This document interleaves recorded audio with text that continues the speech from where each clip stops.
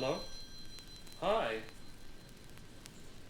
Yes, they've gone. We've had to switch microphones out here. It's fantastic. And this other engineer came out. We have a whole new set of microphones, condensers.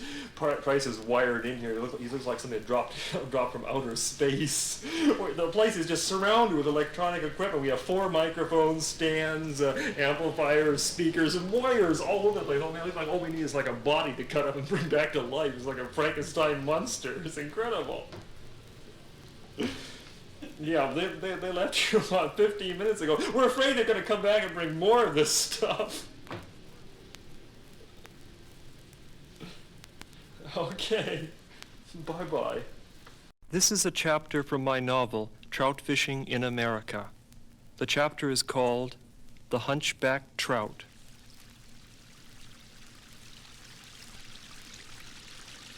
The creek was made narrow by little green trees that grew too close together. The creek was like 12,845 telephone booths in a row with high Victorian ceilings and all the doors taken off and all the backs of the booths knocked out. Sometimes when I went fishing in there, I felt just like a telephone repairman, even though I did not look like one. I was only a kid covered with fishing tackle. But in some strange way, by going in there and catching a few trout, I kept the telephones in service. I was an asset to society. It was pleasant work, but at times it made me uneasy. It could grow dark in there instantly when there were some clouds in the sky and they worked their way onto the sun. Then you almost needed candles to fish by and foxfire in your reflexes. Once I was in there when it started raining. It was dark and hot and steamy. I was, of course, on overtime. I had that going in my favor. I caught 7 trout in 15 minutes. The trout in those telephone booths were good fellows. There were a lot of young cutthroat trout 6 to 9 inches long, perfect pan size for local calls. Sometimes there were a few fellows, 11 inches or so, for the long-distance calls. I've always liked cutthroat trout. They put up a good fight, running against the bottom and then broad jumping. Under their throats they fly the orange banner of Jack the Ripper. Also in the creek were a few stubborn rainbow trout, seldom heard from, but they're all the same, like certified public accountants. I'd catch one every once in a while. They were fat and chunky, almost as wide as they were long. I've heard those trout called squire trout. It used to take me about an hour to hitchhike to that creek. There was a river nearby. The river wasn't much. The creek was where I punched in. Leaving my cart above the clock, I'd punch out again when it was time to go home. I remember the afternoon I caught the hunchback trout. A farmer gave me a ride in a truck. He picked me up at a traffic signal beside a bean field, and he never said a word to me. His stopping and picking me up and driving me down the road was as automatic a thing to him as closing the barn door. Nothing need be said about it. But still I was in motion, traveling 35 miles an hour down the road, watching houses and groves of trees go by, watching chickens and mailboxes enter and pass through my vision. Then I did not see any houses for a while. "This is where I get out," I said. The farmer nodded. The truck stopped. "Thanks a lot," I said. The farmer did not ruin his audition for the Metropolitan Opera by making a sound. He just nodded his head again. The truck started up. He was the original silent old farmer. A little while later, I was punching in at the creek. I put my cart above the clock and went into that long tunnel of telephone booths. I waited about 73 telephone booths in. I caught 2 trout in a little hole that was like a wagon wheel. It was one of my favorite holes and always good for a trout or two. I always liked to think of that hole as a kind of pencil sharpener. I put my reflexes in, and they came back out with a good point on them. Over a period of a couple of years, I must have caught 50 trout in that hole, though it was only as big as a wagon wheel. I was fishing with salmon eggs and using a size 14 single-egg hook on a 1.25-pound test tippet. The 2 trout lay in my creel covered entirely by green ferns, ferns made gentle and fragile by the damp walls of telephone booths. The next good place was 45 telephone booths in. The place was at the end of a run of gravel, brown and slippery with algae. The run of gravel dropped off and disappeared at a little shelf where there were some white rocks. One of the rocks was kind of strange. It was a flat white rock. Off by itself from the other rocks, it reminded me of a cat I had seen in my childhood. The cat had fallen or been thrown off a high wooden sidewalk that went along the side of a hill in Tacoma, Washington. The cat was lying in a parking lot below. The fall had not appreciably helped the thickness of the cat, and then a few people had parked their cars on the cat. Of course, that was a long time ago, and the cars looked different from the way they look now. You hardly see those cars anymore. They are the old cars. They have to get off the highway because they can't keep up. That flat white rock off by itself from the other rocks reminded me of that dead cat come to lie there in the creek among 12,845 telephone booths. I threw out a salmon egg and let it drift down over that rock, and wham, a good hit, and I had the fish on, and it ran hard downstream, cutting at an angle and staying deep and really coming on hard, solid and uncompromising, and then the fish jumped, and for a second I thought it was a frog. I had never seen a fish like that before. God damn, what the hell? The fish ran deep again, and I could feel its life energy screaming back up the line to my hand.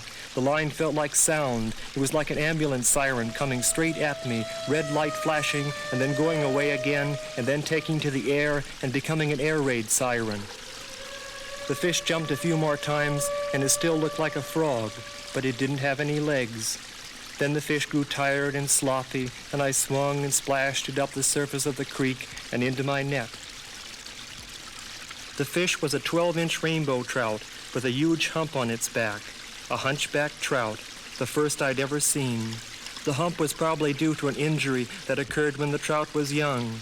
Maybe a horse stepped on it, or a tree fell over in a storm, or its mother spawned where they were building a bridge. There was a fine thing about that trout. I only wish I could have made a death mask of him. Not of his body, though, but of his energy.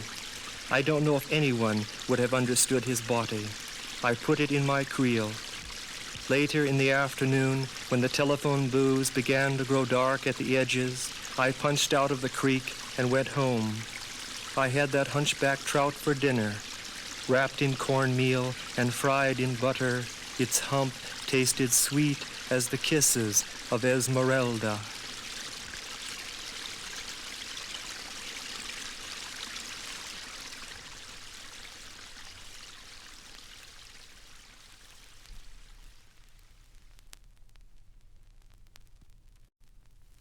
Love poem.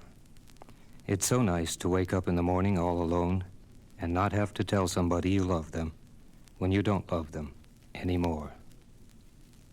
Love poem.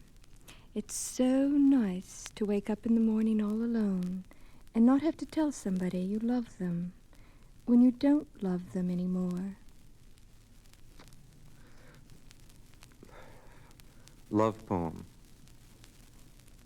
It's so nice to wake up in the morning all alone and not have to tell somebody you love them when you don't love them anymore.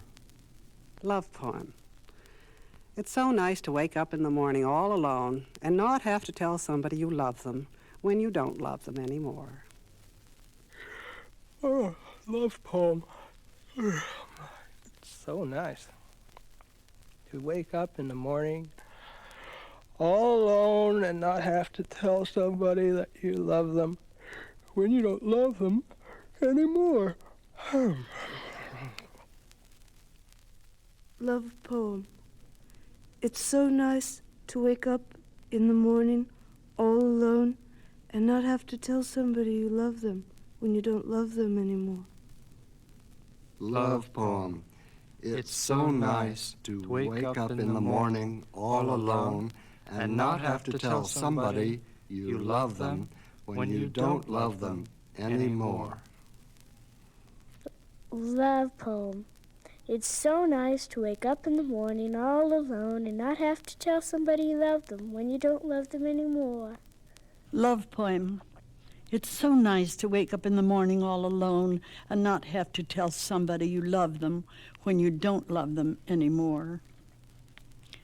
Love poem. It's so nice to wake up in the morning all alone and not have to tell somebody you love them when you don't love them anymore. Love poem. It's so nice to wake up in the morning all alone and not have to tell somebody you love them when you don't love them anymore. Love poem? It's so nice to wake up in the morning all alone and not have to tell somebody you love them when you don't love them anymore? This is KSAN Metromedia Stereo 95, San Francisco, Oakland. Love poem. It's so nice to wake up in the morning all alone and not have to tell somebody you love them when you don't love them anymore. Poema de amor. Es tan bello despertarse en la mañana solo, sin tener que decirle a alguien que le amo cuando ya no le amo.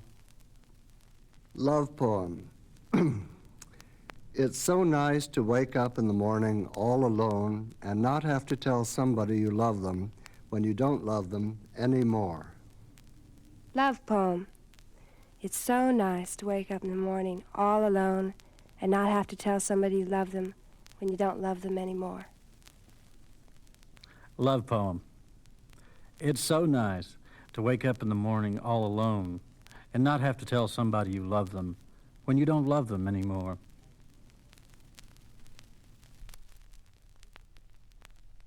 This is a chapter from my novel, A Confederate General from Big Sur. The chapter is called The Rivets in Ecclesiastes. I went up to my cabin. I could hear the ocean below banging against the rocks. I passed the garden. It was covered with fish nets to keep the birds off. As usual, I stumbled over the motorcycle that was beside my bed. The motorcycle was one of Lee Mellon's pets. It was lying there in about 45 parts. A couple of times every week, Lee Mellon would say, "I think I'll put my motorcycle together. It's a $400 motorcycle." He always said that it was a $400 motorcycle, but nothing ever came of it.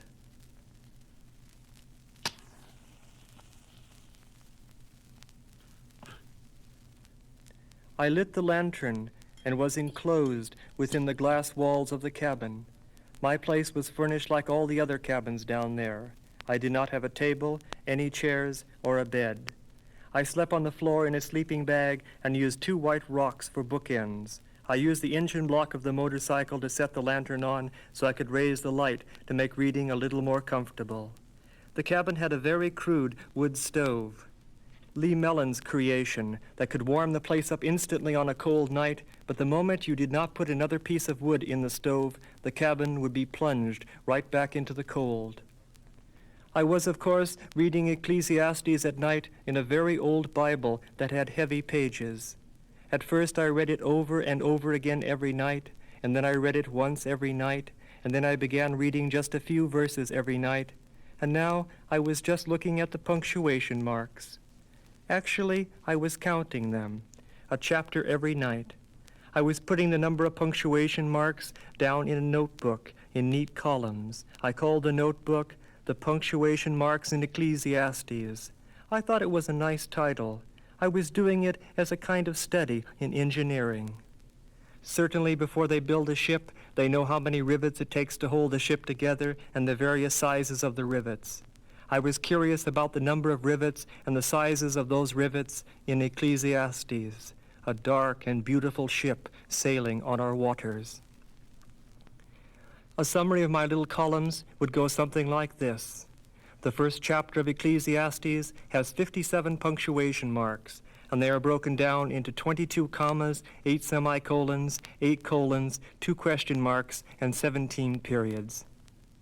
The second chapter of Ecclesiastes has 103 punctuation marks, and they are broken down into 45 commas, 12 semicolons, 15 colons, 6 question marks, and 25 periods.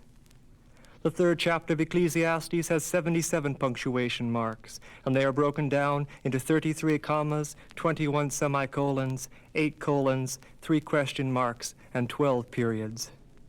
The fourth chapter of Ecclesiastes has 58 punctuation marks, and they are broken down into 25 commas, 9 semicolons, 5 colons, 2 question marks, and 17 periods.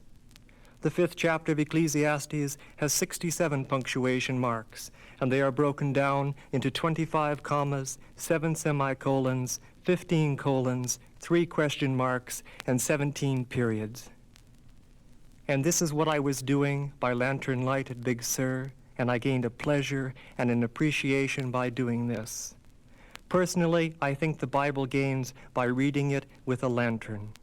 I do not think the Bible has ever truly adjusted to electricity. By lantern light, the Bible shows its best. I counted the punctuation marks in Ecclesiastes very carefully so as not to make a mistake, and then I blew the lantern out.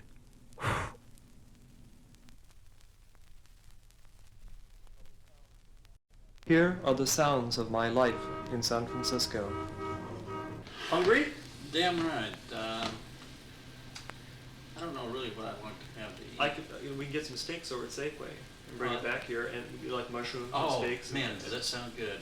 And we can throw a little salad together too, huh? No, I'd like that. I'd like some fresh salad and steak and maybe a nice vegetable. A vegetable, yeah. We could have some corn or something. Yeah, that would be good. Whatever's good. That would really, yeah, that really sounds good. I need something fresh.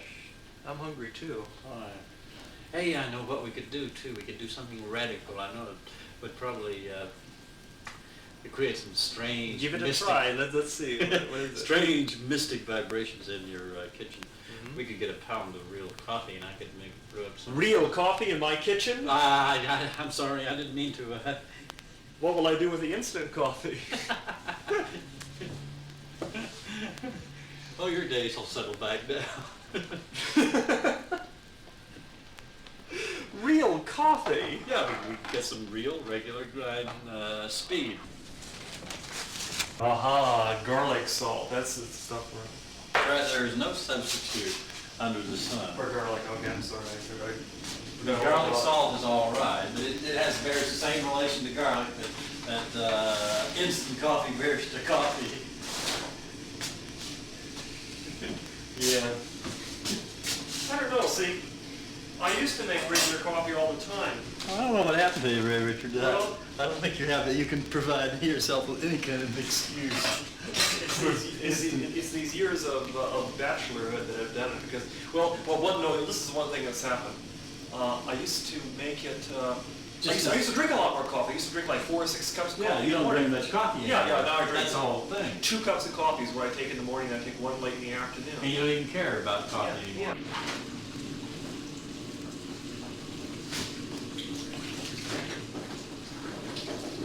You threw the coffee out, huh? Yeah, I didn't realize. You're lucky you didn't drink it. This stuff's terrible. He's unable.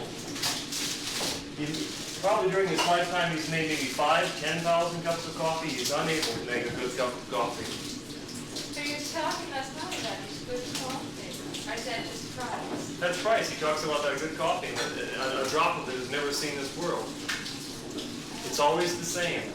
Powerful, strong, bitter, black.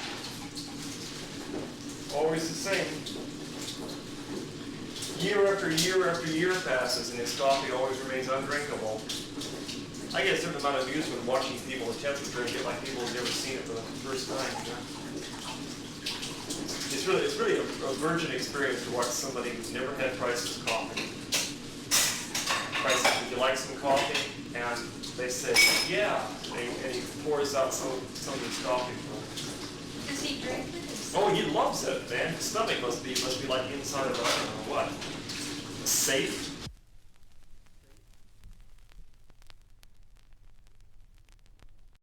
This is a group of poems from my book, The Pill versus the Springhill Mine Disaster. The first poem is called All Watched Over by Machines of Loving Grace. I like to think, and the sooner the better, of a cybernetic meadow where mammals and computers live together in mutually programming harmony like pure water touching clear sky. I like to think, right now please, of a cybernetic forest filled with pines and electronics where deer stroll peacefully past computers as if they were flowers with spinning blossoms.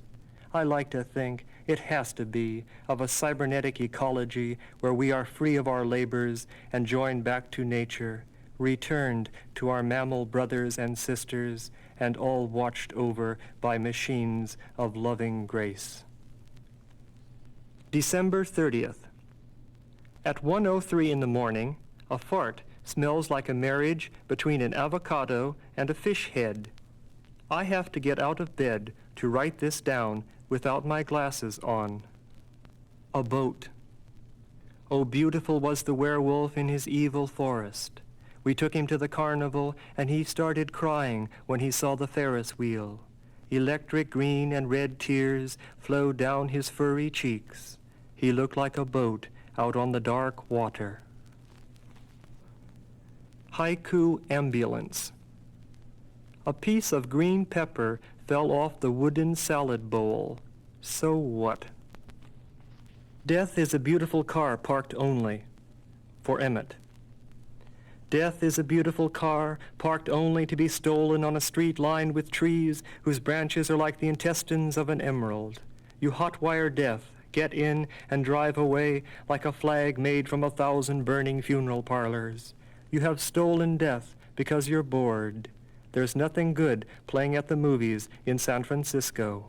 You joyride around for a while, listening to the radio, and then abandon death, walk away, and leave death for the police to find. Karma Repair Kit, items 1 to 4. 1. Get enough food to eat and eat it. 2. Find a place to sleep where it is quiet and sleep there. 3. Reduce intellectual and emotional noise until you arrive at the silence of yourself and listen to it. 4. The next poem is called Crab Cigar. I was watching a lot of crabs eating in the tide pools of the Pacific a few days ago. When I say a lot, I mean hundreds of crabs. They eat like cigars. Widow's Lament. It's not quite cold enough to go borrow some firewood from the neighbors. The Pumpkin Tide. I saw thousands of pumpkins last night come floating in on the tide, bumping up against the rocks and rolling up on the beaches. It must be Halloween in the sea. Man. With his hat on, he's about 5 inches taller than a taxi cab. Adrenaline Mother. Adrenaline Mother, with your dress of comets and shoes of swift bird wings and chateau of jumping fish, thank you for touching, understanding, and loving my life. Without you, I am dead. San Francisco. This poem was found written on a paper bag by Richard Brautigan in a laundromat in San Francisco. The author is unknown. By accident, you put your money in my machine, number 4. By accident, I put my money in another machine, number 6. On purpose, I put your clothes in the empty machine full of water and no clothes. It was lonely. 1942. Piano tree, play in the dark concert halls of my uncle, 26 years old, dead and homeward bound on a ship from Sitka. His coffin travels like the fingers of Beethoven over a glass of wine. Piano tree, play in the dark concert halls of my uncle, a legend of my childhood, dead, they send him back to Tacoma. At night, his coffin travels like the birds that fly beneath the sea, never touching the sky. Piano tree, play in the dark concert halls of my uncle, take his heart for a lover, and take his death for a bed, and send him homeward bound on a ship from Sitka to bury him where I was born. At the California Institute of Technology. I don't care how goddamn smart these guys are, I'm bored. It's been raining like hell all day long, and there's nothing to do. Written January 24th, 1967, while poet in residence at the California Institute of Technology. Xerox candy bar. Ah, you're just a copy of all the candy bars I've ever eaten. Alas, measured perfectly. Saturday, August 25th, 1888, 5:20 p.m. is the name of a photograph of two old women in a front yard beside a white house. One of the women is sitting in a chair with a dog in her lap. The other woman is looking at some flowers.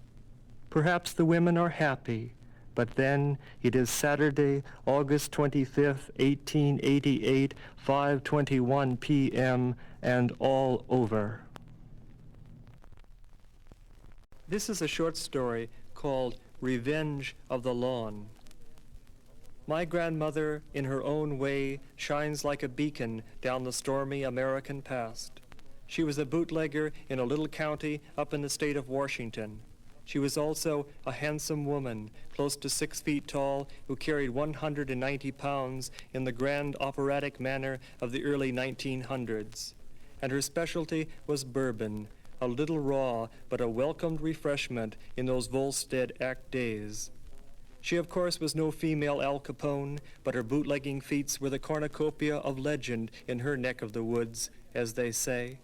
She had the county in her pocket for years. The sheriff used to call her up every morning and give her the weather report and tell her how the chickens were laying. I can imagine her talking to the sheriff. "Well, Sheriff, I hope your mother gets better soon. I had a cold and a bad sore throat last week myself. I've still got the sniffles. Tell her hello for me and to drop by the next time she's down this way.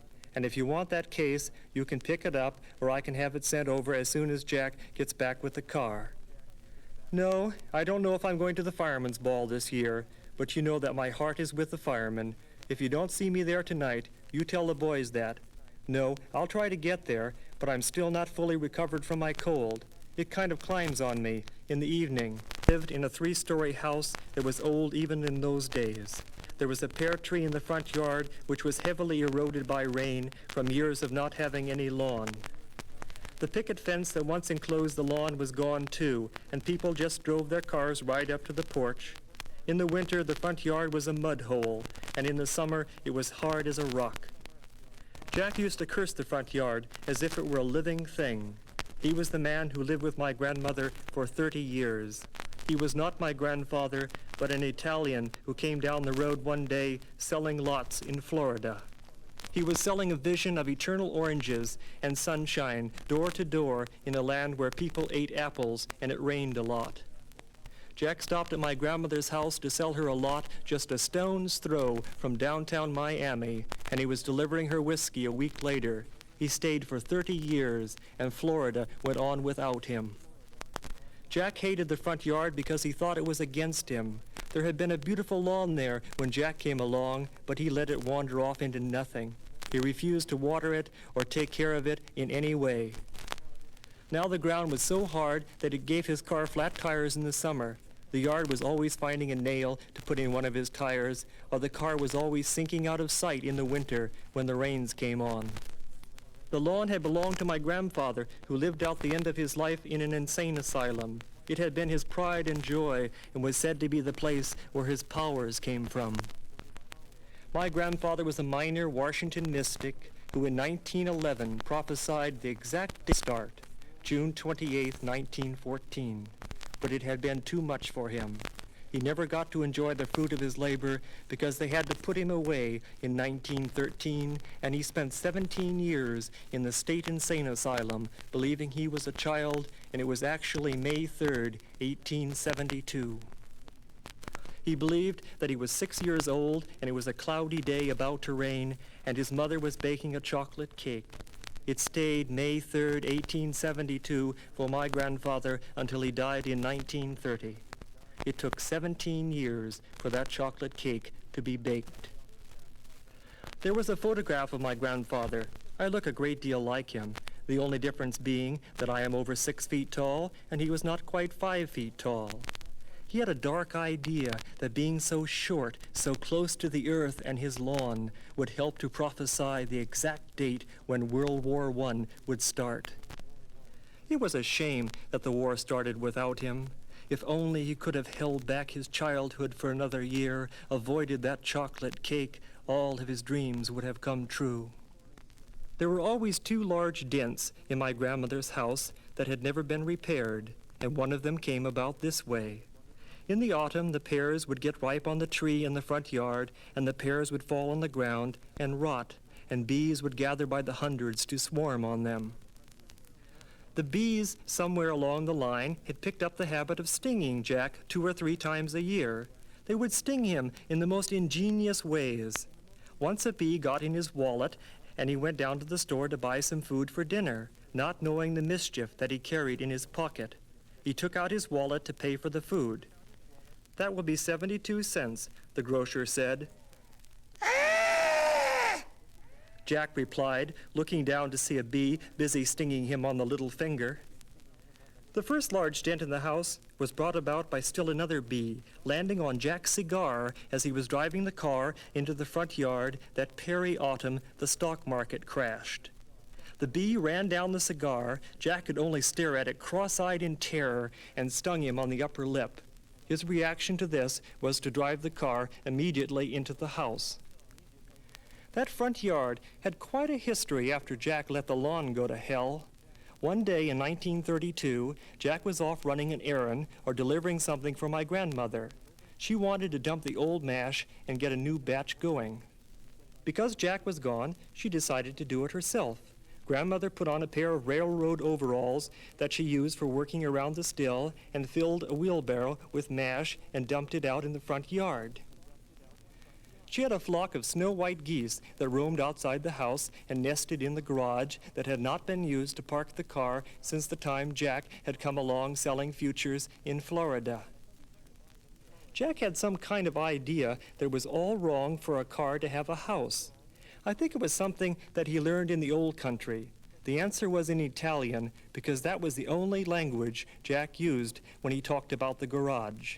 For everything else, he used English, but it was only Italian for the garage. After Grandmother had dumped the mash on the ground near the pear tree, she went back to the still down in the basement, and the geese gathered all around the mash and started talking it over. I guess they came to a mutually agreeable decision because they all started eating the mash. As they ate the mash, their eyes got brighter and brighter, and their voices, in appreciation of the mash, got louder and louder. After a while, one of the geese stuck his head in the mash and forgot to take it out. Another one of the geese cackled madly and tried to stand on one leg and give a W.C. Fields imitation of a stork. He maintained that position for about a minute before he fell on his tail feathers.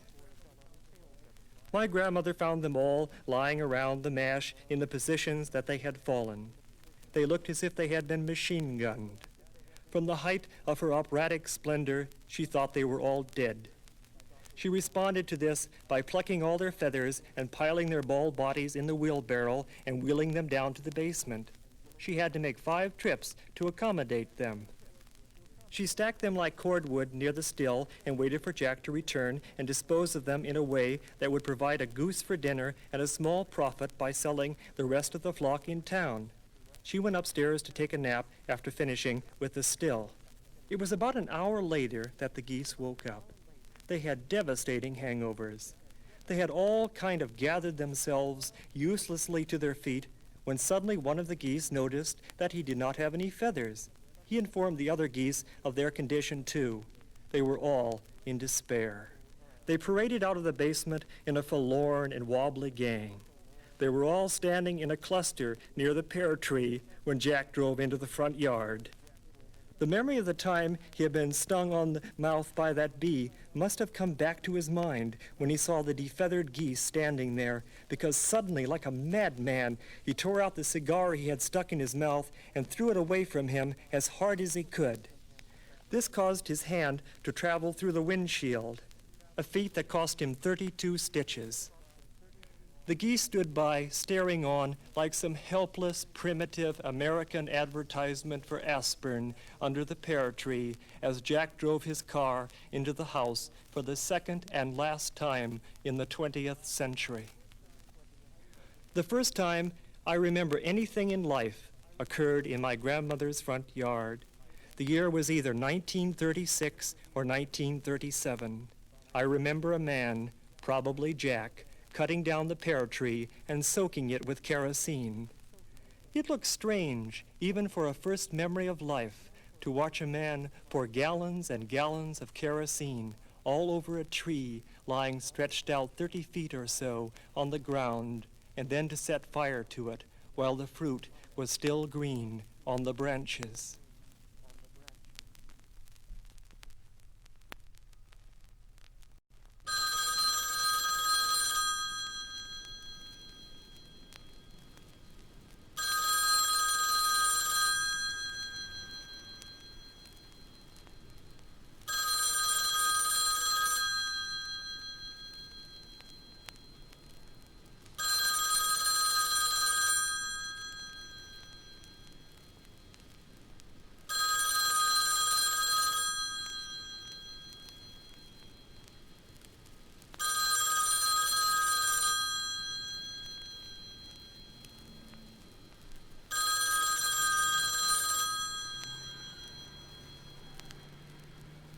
Whenever the telephone rings after 11 o'clock, I just automatically assume that it's not going to be good news. I've never gotten any good news from anyone after 11 o'clock and up to about 8 o'clock in the morning.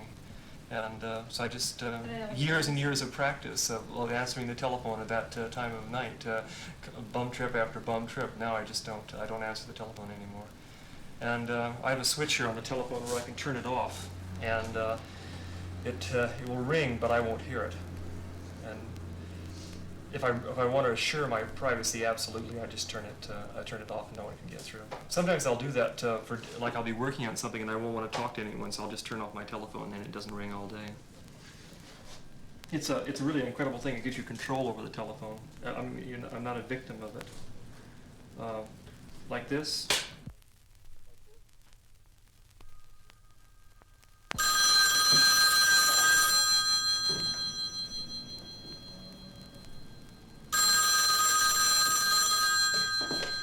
Hello?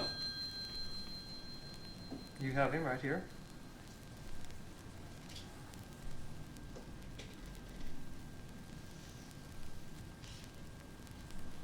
Yes, okay. Sounds all right. Oh, let's see, $125. Mm-hmm.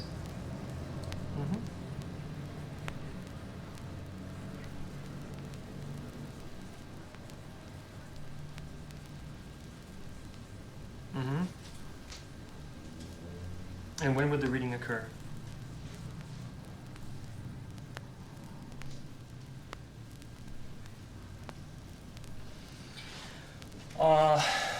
Let's see.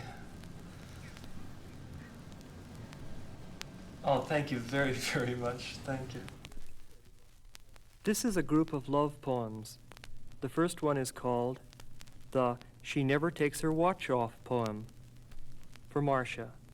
Because you always have a clock strapped to your body, it's natural that I should think of you as the correct time, with your long blonde hair at 8:03 and your pulse lightning breaths at 11:17 and your rose meow smile at 5:30.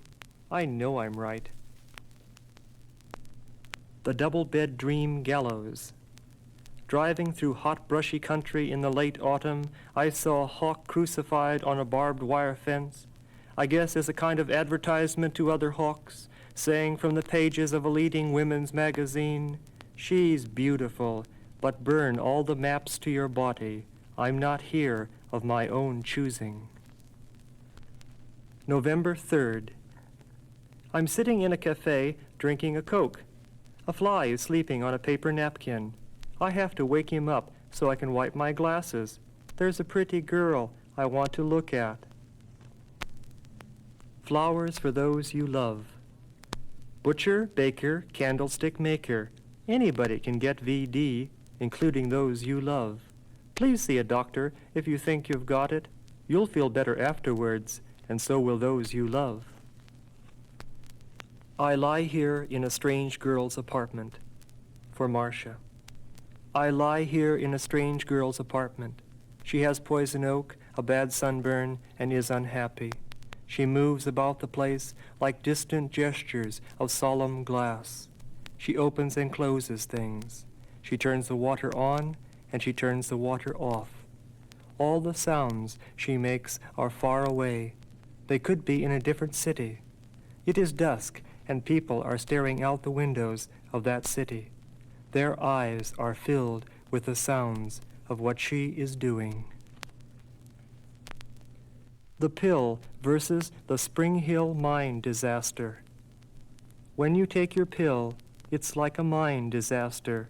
I think of all the people lost inside of you. Lovers. I changed her bedroom, raised the ceiling 4 feet, removed all of her things and the clutter of her life, painted the walls white, placed a fantastic calm in the room, a silence that almost had a scent, put her in a low brass bed with white satin covers, and I stood there in the doorway, watching her sleep, curled up, with her face turned away from me. Gee, you're so beautiful that it's starting to rain. Oh, Marcia, I want your long blonde beauty to be taught in high school so kids will learn that God lives like music in the skin and sounds like a sunshine harpsichord. I want high school report cards to look like this. Playing with gentle glass things, A. Computer magic, A. Writing letters to those you love, A. Finding out about fish, A. Marcia's long blonde beauty, A+. I cannot answer you tonight in small portions. I cannot answer you tonight in small portions. Torn apart by stormy love's gate, I float like a phantom face down in a well where the cold dark water reflects vague half-built stars and trades all our affection, touching, sleeping together for tribunal distance, standing like a drowned train just beyond a pile of Eskimo skeletons. The way she looks at it. Every time I see him, I think, gee, am I glad he's not my old man. A good talking candle. I had a good talking candle last night in my bedroom. I was very tired, but I wanted somebody to be with me, so I lit a candle and listened to its comfortable voice of light until I was asleep. I live in the 20th century, for Marcia. I live in the 20th century, and you lie here beside me. You were unhappy when you fell asleep. There was nothing I could do about it. I felt helpless. Your face is so beautiful that I cannot stop to describe it, and there's nothing I can do to make you happy while you sleep.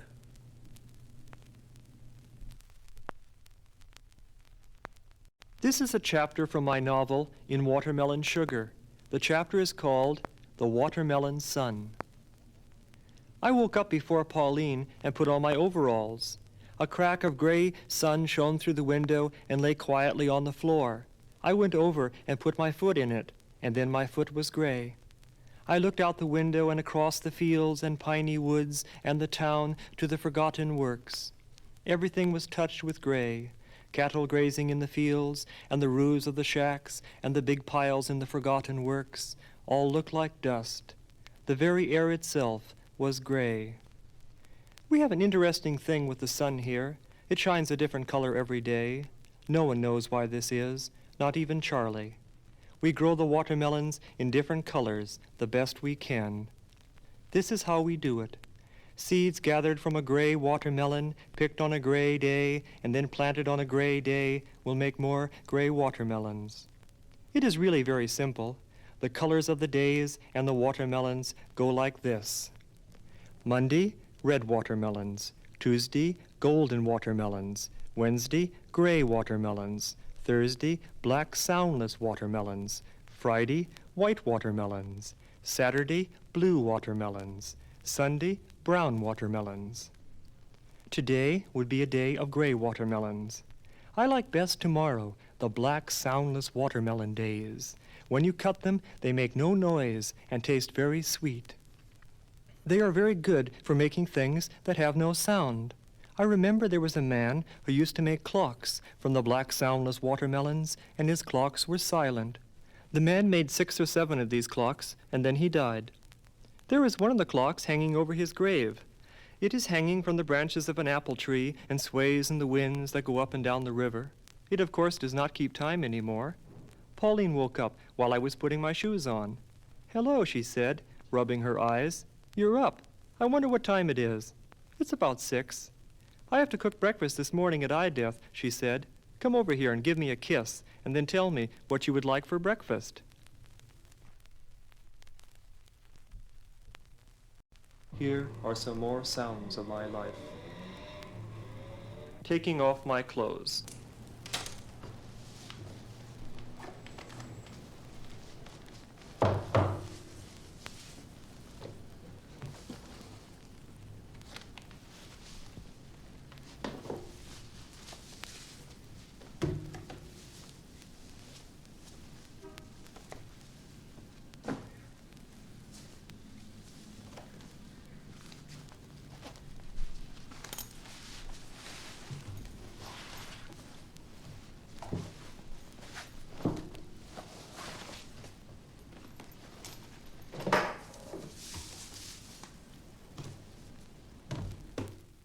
A bath.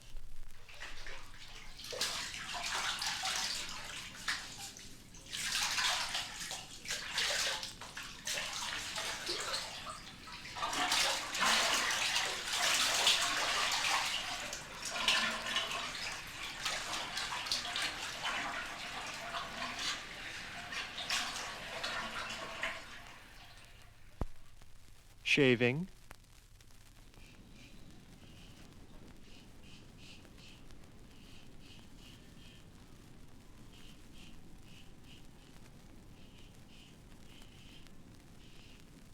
Brushing my teeth.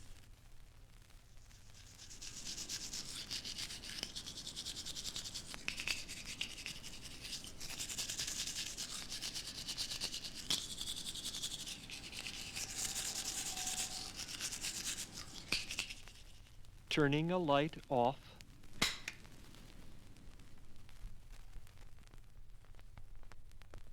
These are some short stories about California. This story is called A Short Story About Contemporary Life in California. There are thousands of stories with original beginnings. This is not one of them. I think the only way to start a story about contemporary life in California is to do it the way Jack London started The Sea Wolf. I have confidence in that beginning. It worked in 1904, and it can work in 1969. I believe that beginning can reach across the decades and serve the purpose of this story, because this is California. We can do anything we want to do. And a rich young literary critic is taking a ferry boat from Sausalito to San Francisco. He has just finished spending a few days at a friend's cabin in Mill Valley. The friend uses the cabin to read Schopenhauer and Nietzsche during the winter. They all have great times together. While traveling across the bay in the fog, he thinks about writing an essay called The Necessity for Freedom, a plea for the artist. Of course, Wolf Larsen torpedoes the ferry boat and captures the rich young literary critic, who is changed instantly into a cabin boy and has to wear funny clothes and take a lot of shit off everybody, has great intellectual conversations with old Wolf, gets kicked in the ass, grabbed by the throat, promoted to mate, grows up, meets his true love Maud, escapes from Wolf, bounces around the damn Pacific Ocean in little better than a half-assed rowboat, finds an island, builds a stone hut, clubs seals, fixes a broken sailing ship, buries Wolf at sea, gets kissed, etc., all to end this story about contemporary life in California 65 years later. Thank God. This story is called The Memory of a Girl. I cannot look at the Fireman's Fund Insurance Company building without thinking of her breasts. The building is at Presidio and California Streets in San Francisco. It is a red brick, blue and glass building that looks like a minor philosophy plopped right down on the site of what was once one of California's most famous cemeteries. Laurel Hill Cemetery, 1854-1946. 11 United States senators were buried there. They and everybody else were moved out years ago, but there are still some tall, dark cypress trees standing beside the insurance company. These trees once cast their shadows over graves. They were a part of daytime weeping and mourning, and nighttime silence, except for the wind. I wonder if they asked themselves questions like, where did everybody go who was dead? Where did they take them? And where are those who came here to visit them? Why were we left behind? Perhaps these questions are too poetic. Maybe it would be best just to say, there are 4 trees standing beside an insurance company out in California. This story is called The View from the Dog Tower. 3 German Shepherd puppies wandered away from their home up near the county line. North County Journal, serving northern Santa Cruz County. I've been thinking about this little item that I read in the North County Journal for a couple of months now. It contains the boundaries of a small tragedy. I know we are surrounded by so much blossoming horror in the world, Vietnam, starvation, rioting, living in hopeless fear, etc., that 3 puppies wandering off isn't very much, but I worry about it and see this simple event as the possible telescope for a larger agony. 3 German Shepherd puppies wandered away from their home up near the county line. It sounds like something from a Bob Dylan song. Perhaps they vanished, playing, barking, and chasing each other into the woods where lost they are to this very day, cringing around like scraps of dogs, looking for any small thing to eat, intellectually unable to comprehend what has happened to them because their brains are welted to their stomachs. Their voices are used now only to cry out in fear and hunger, and all their playing days are over, those days of careless pleasure that led them into the terrible woods. I fear that these 3 poor lost dogs may be the shadow of a future journey if we don't watch out. This story is called Pale Marble Movie. The room had a high Victorian ceiling, and there was a marble fireplace and an avocado tree growing in the window, and she lay beside me sleeping in a very well-built blonde way, and I was asleep too, and it was just starting to be dawn in September 1964. Then suddenly, without any warning, she sat up in bed, waking me instantly, and she started to get out of bed. She was very serious about it. "What are you doing?" I said. Her eyes were wide open. "I'm getting up," she said. They were a somnambulist blue. "Get back in bed," I said. "Why?" she said, now halfway out of bed with one blonde foot touching the floor. "Because you're still asleep," I said. "Oh, okay," she said. That made sense to her, and she got back into bed and pulled the covers round herself and cuddled up close to me. She didn't say another word, and she didn't move. She lay there sound asleep with her wanderings over and mine just beginning. I have been thinking about this simple event for years now. It stays with me and repeats itself over and over again like a pale marble movie.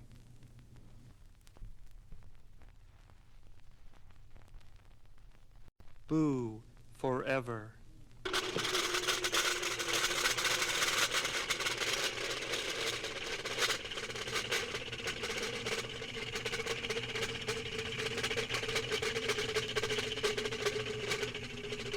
Spinning like a ghost on the bottom of a top, I'm haunted by all the space that I will live without you.